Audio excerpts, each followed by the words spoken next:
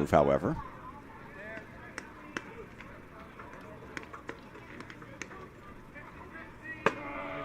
Strike one to Hissman. Yeah, the new middle infield trying to keep Alex Orr at second base by working him in and out. But at the same time, they're drawing themselves out of position and giving the good hitter Nick Hissman more room to find. That's inside. I hear the angelic voice of Tom Baccio yelling 50-50. Yeah, his voice echoes for miles in these parts. They've pulled that one, and the count's 2-1. Already a big lead for Heat Siphon, and the Pumpers would love to add to the 6-run edge. Yeah, certainly, and you think maybe the run rule's creeping into their minds a bit here. Try to finish up early. Swing and a foul tip. Yeah, they'd have to do some significant damage to get there, though. It's not a 10-run rule. You have to get up by a dozen runs at a minimum for the run rule to come into effect. Yeah, I believe in the playoffs, it's actually 15 after 4 and 12 after 5. So yeah, they would definitely have some work to do here in this inning if they want to close it up early. But that would really set them up nicely for Wednesday, though, if they were to achieve that. This should be an infield fly, and it indeed was. So Hissman was out regardless. Ammon makes the catch.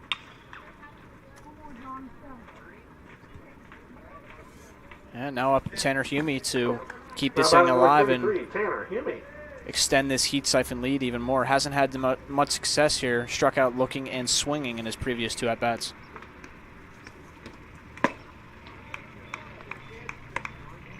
Oh, and 1. Well, Heat Siphon has scored in every inning. They've scored multiple runs in every inning. We'll see if that trend continues here in the 4th. 7-1 the edge. Inside. 1-1 on Yumi. He's looking to get off the snide. Couple of strikeouts in this game.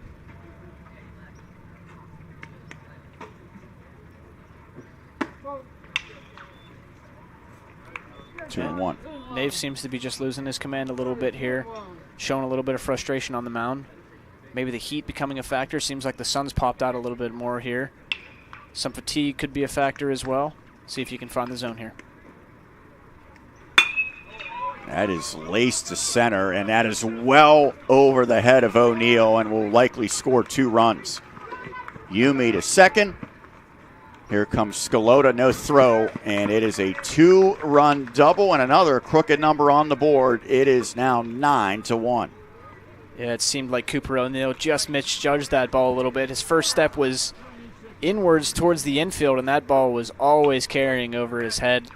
Ends up having to chase that ball to the fence, and the run score easily with the speedy Scalota and Orr.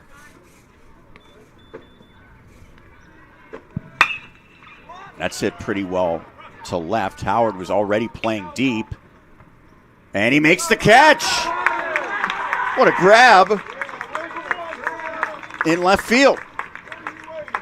It's in Howard showing the glove to bring an end to the inning. 2 more runs, however, come across in the frame on 1 hit.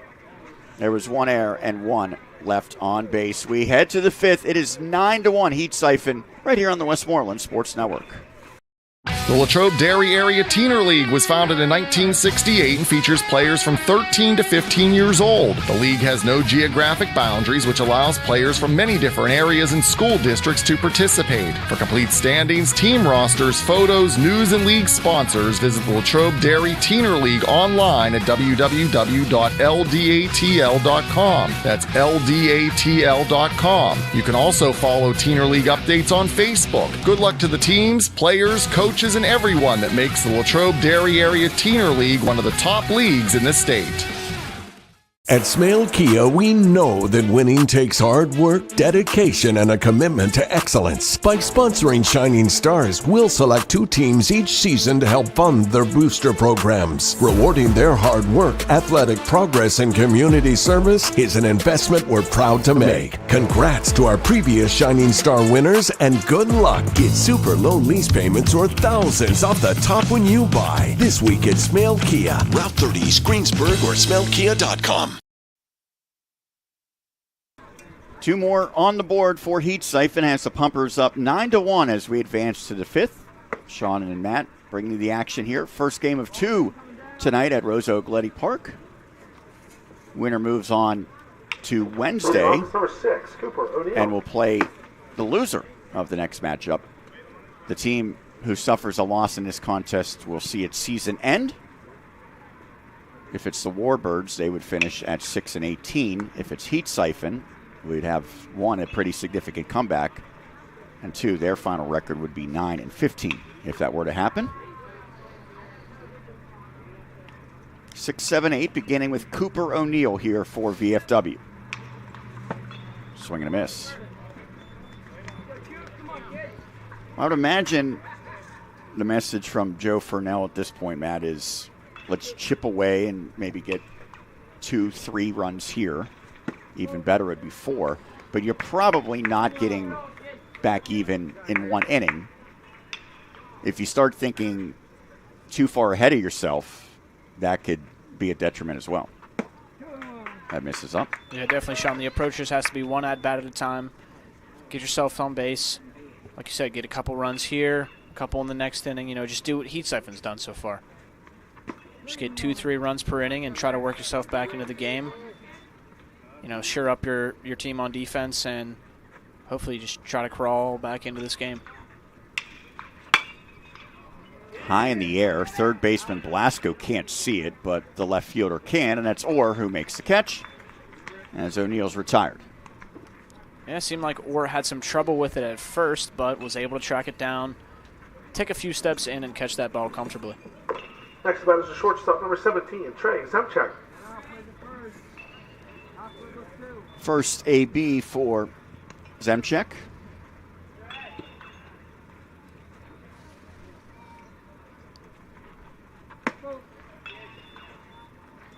And like you mentioned, Sean, he is a 13-year-old. You know, his first playoff experience here at Teener League, so nerves could be a factor, but looks loose at the plate, trying to turn one around here. That one at the bottom of the zone for strike one. Yeah, umpire behind the plate, Tony DeMary, with a very emphatic strike call there. Zemchak didn't quite like it, but he's got to live with it here, 1-1. Breaking ball just missed from Gardner. And a good off-speed there from Gardner. Just wasn't quite able to snap it down into the zone. Just ended up above the letters of Zemchak. But Gardner's had some success with that pitch. Now it's 3-1. Yeah, Gardner's been pretty efficient on the mound so far, but got to find his way to work back into this count here.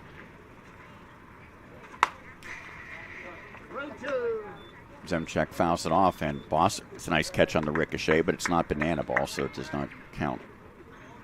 I don't know if that's a rule in that do they have a rule like that? I know if a fan catches it, it counts as an out sometimes. I can't say I'm well versed on banana ball rules. Not yet. There's ball 4. Coming to Pittsburgh pretty soon. I didn't join the queue for that. Yeah. Seems like a lot of work. It does. It's almost like a Taylor Swift concert-esque, you know, the queue to get in, to even have a chance to get a ticket. You have to, like, be on the queue, and it's like, although I will give them credit for, but the tickets are fairly inexpensive. That is unlike Taylor Swift. Certainly. As Whiteman now batting. We expected to see him in this spot the first time up. Now he finally gets his hack. And they've got the runner picked off. For a team that's down 8 runs, you cannot afford to make outs on the base pass, and if that's what happens here, that would be a bad mistake, although he's going to get back safely. Well, we have seen some lengthy rundowns, and that's one where Zemchak, staying alive as long as he did, forced the defense into a mistake. Yeah, Zemchak, like you said, Sean, did a good job of just keeping that play alive, putting the pressure on the Heat Siphon defense, and it seemed like Scalota running him back towards first base with Bozzard covering first base bag, actually. Just threw it a tiny bit too late. The throw was offline. Zemchak's able to slide back in safely.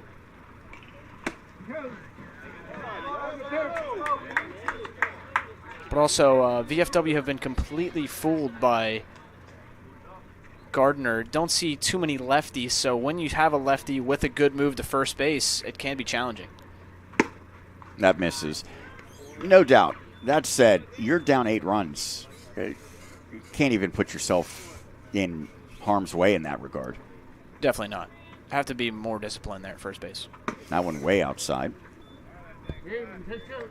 Essentially, you have to follow the rule of if I'm going to try and steal or even just to get my secondary, I'm not moving until that pitch is delivered to the plate. Well, now the runner can move as Zemchek will get to second on the wild pitch. That's a prime example there why you have to keep yourself alive, because in this league, that can happen fairly often. It looked like, if I saw that correct, Zemchek was getting his lead by standing behind first base a little bit. It was a little bizarre looking. This one back to the pitcher, and I'll just get the shore out here, but he's going to throw it to third. They're going to try to get the lead runner, and we've got another rundown. We saw how the last one turned out. They're getting their reps in on rundowns. Well, if Zemchek makes this work again, and he will not. I was going to say, he's got a career as a professional rundowner if he was able to dodge that one. Yeah, reminiscent of Josh Harrison there, getting in all these rundowns. And again, this is Roger Downs, our good pal, always says this is a instructional league where learning is paramount. So these players are going to learn from these mistakes, but you just can't afford to be making outs. And obviously there was going to be an out recorded there nonetheless, because almost assuredly Gardner was going to throw to first to get the batter. But you take a runner who could have been at second and erase him, and now the runner's at first, and you have to do even more work to get a run across here. And now the umpires are going to confer about something. I'm not sure what. Yeah, not sure exactly what this could be about. Seemed pretty sure call there at third base. Didn't seem like the ball came loose or anything, or the tag was late. So interesting to see what this discussion will be about. Can't imagine anything changing. Certainly don't have any replay angles available for us here at Teener League. So no Hawkeye out in the sky providing the angle. No AC 130 like they pulled out against LeBron James in the playoffs in the NBA. They're going to put the runner at third. I have no idea what the call is. Maybe some sort of obstruction, maybe? That's the only thing I can really think of.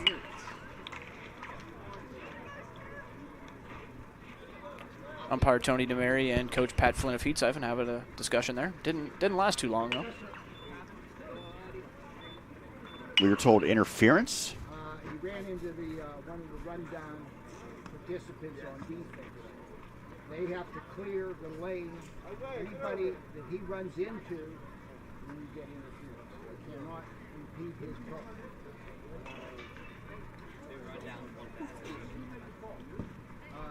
John said, John wrote initially they didn't do it on purpose. That's not the case. Well, both sides are getting explanations now. So it'll be runners at the corners and one out. That certainly changes the mindset for the VFW Warbirds. Thought they ran themselves into the second out at third base, which you're allowed to, by the way. Yes. But now you're encouraged almost. Yeah, right. But now puts a bit more pressure on Gardner, especially with first and third, like we mentioned up here. Almost 9 times out of 10, that runner will be moving up, almost guaranteed. Zemchek's still probably out of breath at this point. He's been in 2 rundowns this inning.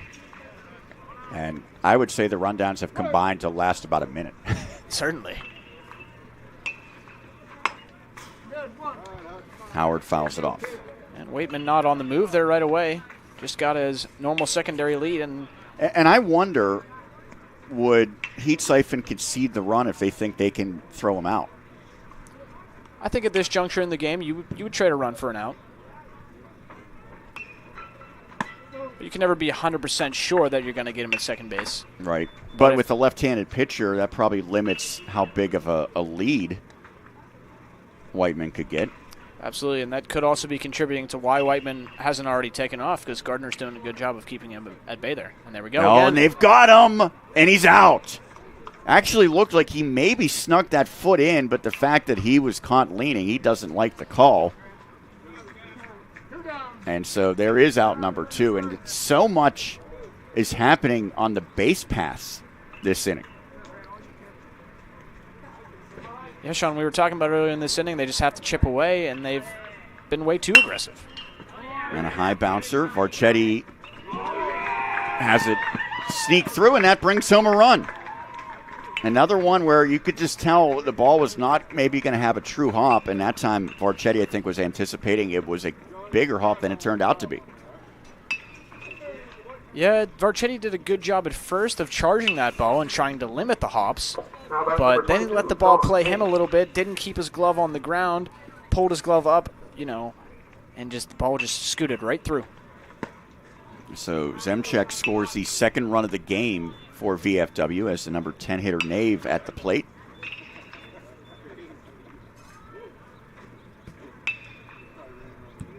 Seven-run lead for Heat Siphon.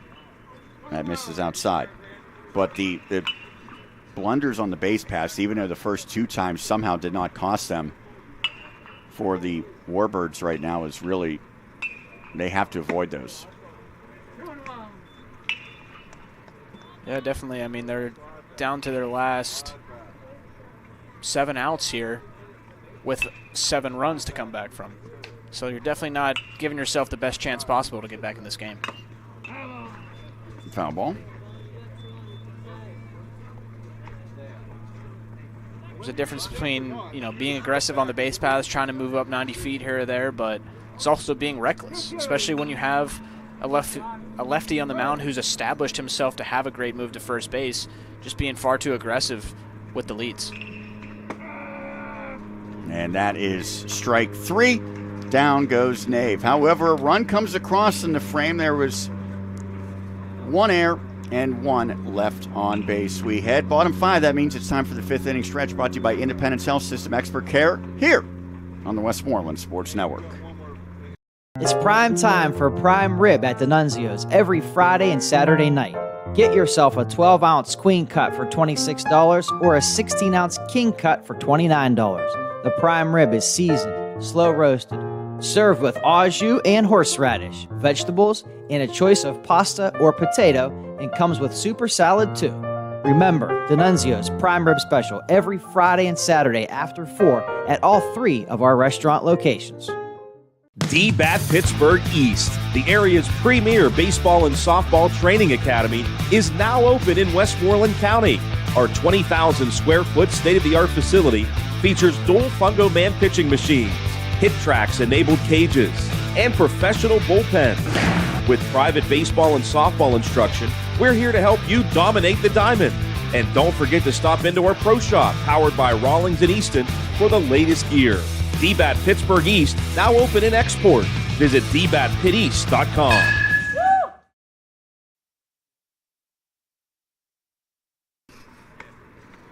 We head bottom 5. It is a 9-2 game now. Heat Siphon in front of VFW. Elimination game Number 12, as we begin the second week of the playoffs here for the Latrobe-Derry Area Teener League. It'll span into next week as well. And Matt, we have another change defensively for the Warbirds. Yeah, Sean, not quite sure exactly which position he went to. I believe it's left field, but number 0, Liam Mitchell, 13-year-old, has coming to the leadoff spot and is in the game for Luke Ament.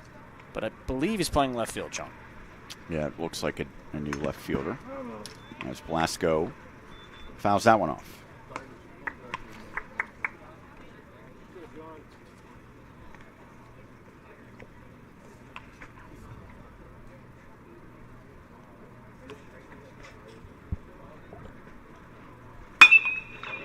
That is well hit, to say the least, and it's going to get to the fence on a hop and will be an easy double. That was ripped by Blasco, and he's already in scoring position. Yeah, absolutely, Sean. Extremely well hit ball there from Ty Blasco. Thought it might have a chance to get out there, but just didn't quite carry enough in the deepest part of the ballpark in left center field there. But an easy stand-up double, runner in scoring position, nobody out, trying to add some more insurance runs to this lead. Do you know what I would vote for? What's that? Numbers on the front of the VFW jerseys. I second that. Because it makes it tough to see who's where defensively when you can only tell when they turn around. Also, the yellow font. It's also a little tough, no doubt. Yeah. Not easy.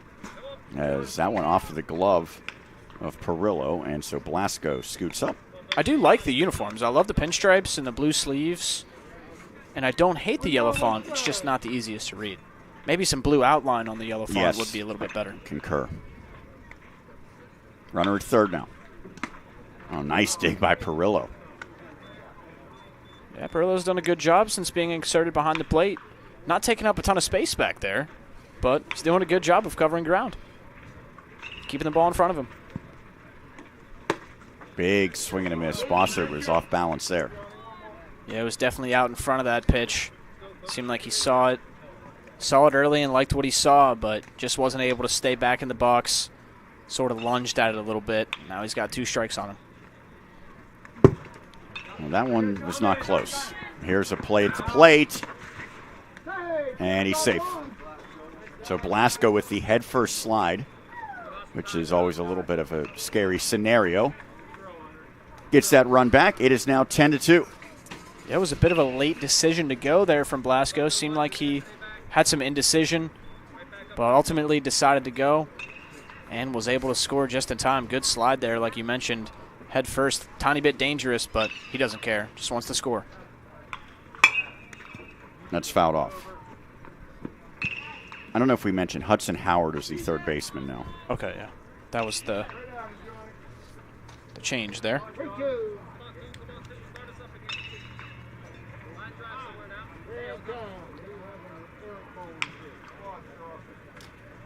And an errant ball onto the field. Well, Deacon Everett still has some velocity, doesn't he? I was going to say, that was an absolute missile to Perillo. Didn't seem like he was prepared for that type of velocity on that. And ball 4. So Bossert aboard. Coming to bat is number 20, Gavin Brayton. Well, we're starting to maybe think about run roll scenario again. It's an 8-run edge. Nobody out, and Gavin Braden at the plate. There goes the runner. And a hit batter. Braden not too thrilled. Yeah, I'm sure Braden's not quite happy about getting drilled there, but definitely no intention there from Nave, especially with the current scoreline we have here and considering this is a winner-go-home game. So no intention there from Nave. Pitch just got away from him, rode inside a little bit there. And we got Max a pinch hitter. Bossert, yes. Yep, Max Bossert, younger brother of Bo Bossert.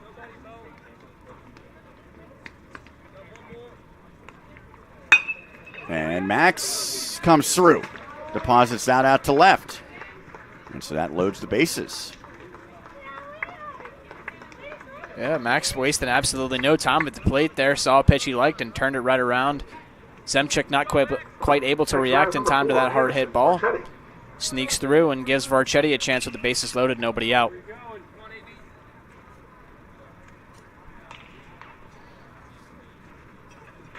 Well, again, 4 more runs, and this is a wrap.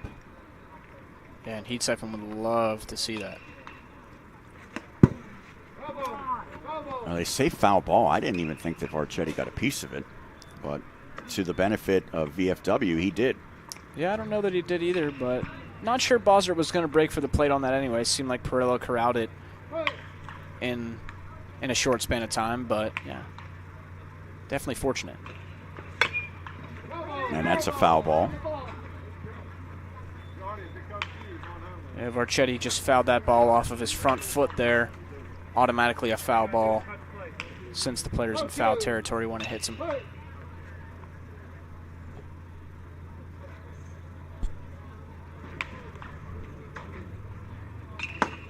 That's away. Good take by Varchetti, who's drawn a walk already in this game. Grounded out to the pitcher as well. He's already chased 2 pitches out of the zone in this at-bat, so in theory could be 3-0, but good take there. Golfs that one into the netting. Corner infielders, I think, would come home on a ground ball. Middle infielders, I would speculate, might try to turn 2, but they're not going to likely try to cut down a run here. No, they're definitely going to try to trade trade a run for 2 outs here in the middle infield. Which, I mean, you could. And now the ball gets away, and that's going to score a run. Yeah, that throw back to Nave from Perillo just hopped up on him. Seemed like it hit a lip in the mound and bounced over Nave's glove. Nobody backing up the pitcher. And heads up base running from Bo Wazard there, running as soon as it passed Nave's glove. And there's another hit batter. And Varchetti now, I don't know why he chucked his bat there, but his team now gets a warning for it. As he should there. I mean, clearly, like I just mentioned. It doesn't feel good to get hit, but. It doesn't, but you have to recognize there was no intent, obviously. Yeah, absolutely, especially with 2 strikes on him. I mean, obviously it's frustrating to get hit. You'd rather not get beamed with a baseball. It doesn't feel great, but got to realize that, hey, I mean, pitchers make mistakes too. That's definitely no intention behind either of those hit by pitches. Well, the number 10 hitter is going to come to the plate, but likely will do so against a different pitcher. And as we get a change, we'll take a quick break. As out goes Nave. Bases packed. Heat Siphon already up 11-2, and a chance maybe to end this one early as we continue right here on WSN. Play It Again Sports in Greensburg is your locally owned and operated sporting goods store. We set ourselves apart by offering a wide variety of both new and used equipment at competitive prices. Located in the Greengate East Plaza, below Walmart, Play It Again Sports' knowledgeable staff will help you and your family prepare for every athletic season. Whether you're looking to buy, sell, or trade, we are here as your one-stop shop. At Play It Again Sports in Greensburg, everybody plays. The Collision Shop by Jason Mignone is your one-stop shop for all things auto body repair. Our experienced technicians and state-of-the-art facilities have you covered on both passenger and heavy-duty vehicle repairs, including scratches, scrapes, and dents, free estimates, body repairs, welding, refinishing, glass replacement, and more. Our all-new alignment and calibration shop has the tooling, equipment, and staffing to ensure top-quality alignment and calibration adjustments for your vehicle. Our friendly office staff is more than happy to assist you through every step of your vehicle's repair process. Visit the Collision Shop by Jason for our complete list of services. VFW is number 12, Hudson Howard. As you just heard, Hudson Howard, he's moving all around this inning. He's certainly been a jack of all trades for these VFW Warbirds. Now takes over on the hill for Nave. The benefit here, if Heat Siphon finishes this off, and they've got some work to do, but they're in position potentially to win the game without having to play 7 innings. If they can do it in the 5th, they would save 2 innings for their pitchers, knowing that they're going to have tomorrow off and then would be scheduled to play Wednesday. That could be pretty significant.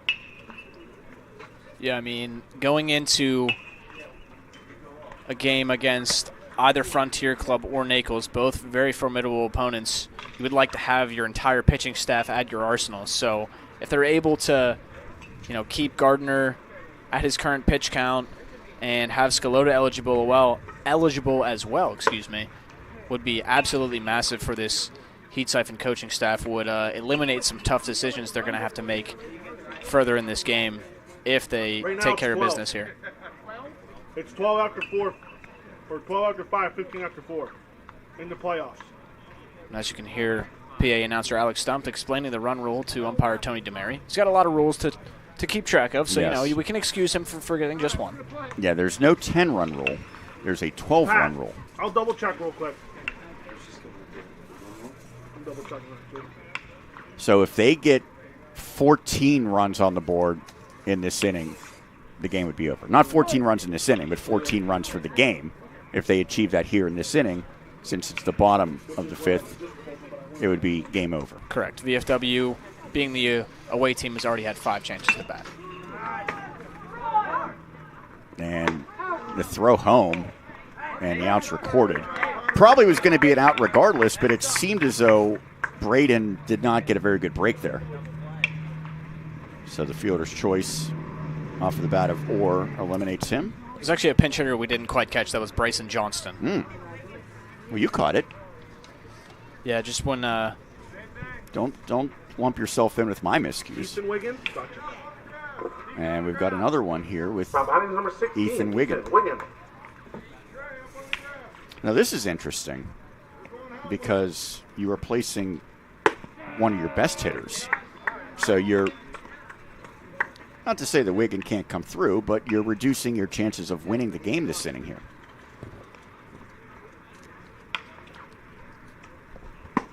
Swing and a miss.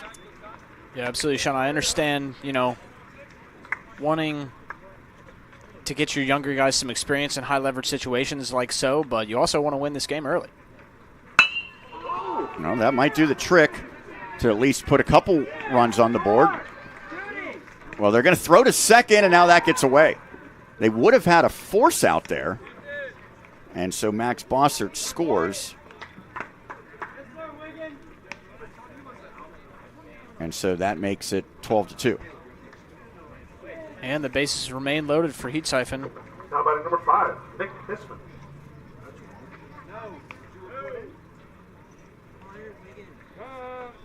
What's your number? So we have another. Number 22, Connor Wigan. Got another Wigan batting after Ethan was able to come through with a single there. And he yelled that up here to the press box. That almost plunked him. And he was hit. So that brings home another run. Third hit by pitch of this inning. It's 13-2. We need one more. Well, a lot of people are simple math, Tony. a lot of people are confused right now. Yeah, Tony's having a tough time, but maybe the heat's getting to him as well. Well, the Heat's getting to VFW right now, huh? The Heat Siphon. Ooh, yes. Number 19, Caleb Johnson. Lots happening very quickly as well here, though, so I understand because my scoreboard's looking a little rough. My scorecard, I should say.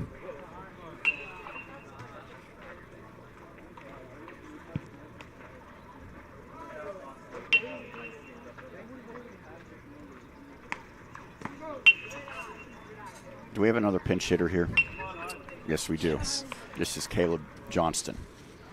And so Heat Siphon emptying the bench here, still having a lot of success bringing runners to the plate.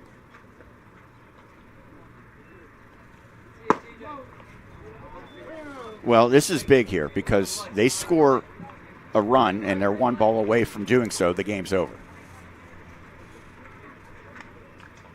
Yep, Johnston definitely with the red light here at the plate. Howard has to throw a strike. Johnston swinging away. Fouls it out of play. I don't mind it. That said, if you're swinging away, you better give a pretty good hack at it. To his credit, he did. Yeah, he certainly didn't leave anything on the table there, just fouled it back, but an aggressive swing, made some pretty good contact, just not in the right direction. And that's the ball game.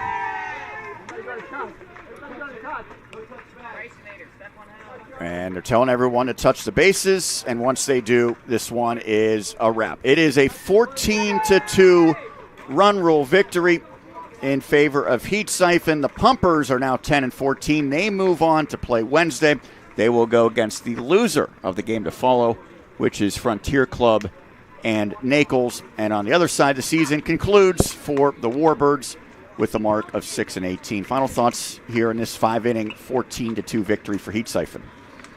It seemed like VFW was in it at first. They got off to a hot start at the plate, gave themselves a chance, but then it was just some defensive miscues and seemingly a lack of focus. Wasn't particularly impressed with the focus defensively for VFW, and that clearly transitioned to at the plate as well and on the base paths. They just didn't have the required, for lack of a better word, they didn't lock in enough, as Gen Z would say, as these kids would say. So, I mean, they just definitely let the moment get to them, and the lights were a little bit too bright for the VFW Warbirds this evening. Final numbers in this one: 2 runs, 1 hit, and 4 errors for VFW, which achieves its season end. Heat Siphon moves on. They'll have another elimination game. It'll be on Wednesday.